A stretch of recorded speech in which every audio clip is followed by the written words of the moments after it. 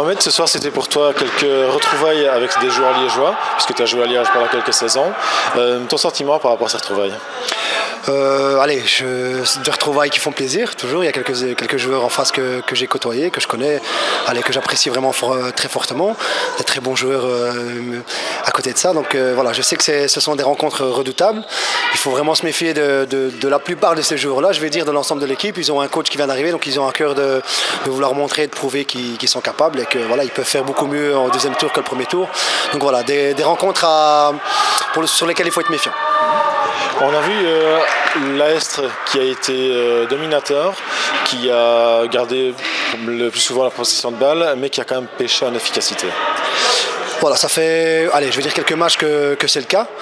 On pêche un petit peu devant. C'est vrai que c'est là où le bas blesse pour l'instant.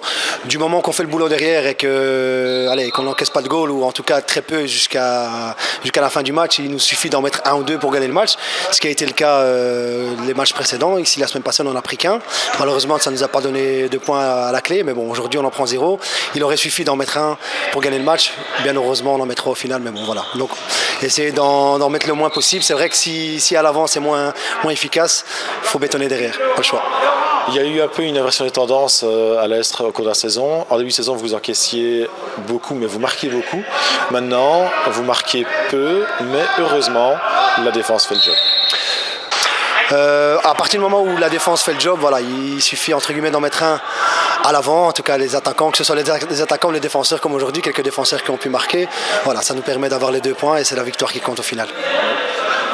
En milieu deuxième mi-temps, Liège a joué avec 3 dribbleurs de flanc. Il n'y avait plus que Nicolas Brankiewicz qui était derrière. Les 3 autres joueurs étaient des joueurs qui ont comme caractéristique de se prendre la ligne, comme on dit. Ça ne vous a pas spécialement mis en difficulté. Vous aviez préparé ça?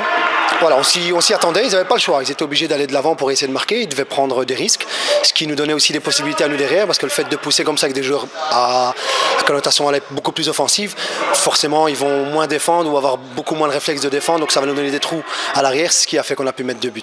Voilà. Et l'organisation défensive parfaite quand ils ont joué avec un keeper volant. Voilà, ça fait quelques semaines déjà qu'on travaille ça depuis le début de la saison. Voilà, heureusement que ça paye aujourd'hui. Heureusement qu'à la clé, le résultat est là.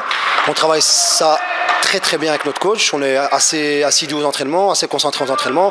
Pendant le match, on applique. Et voilà, tout simplement. L'Aestre qui se prépare tout doucement à la participation en play-off. On ne va pas se le cacher, c'est un objectif personnel, premièrement individuel, de groupe, et puis le club commence aussi à y penser tout doucement, bien sûr. On aimerait préparer ces playoffs-là, ce qui serait une première pour l'histoire du club.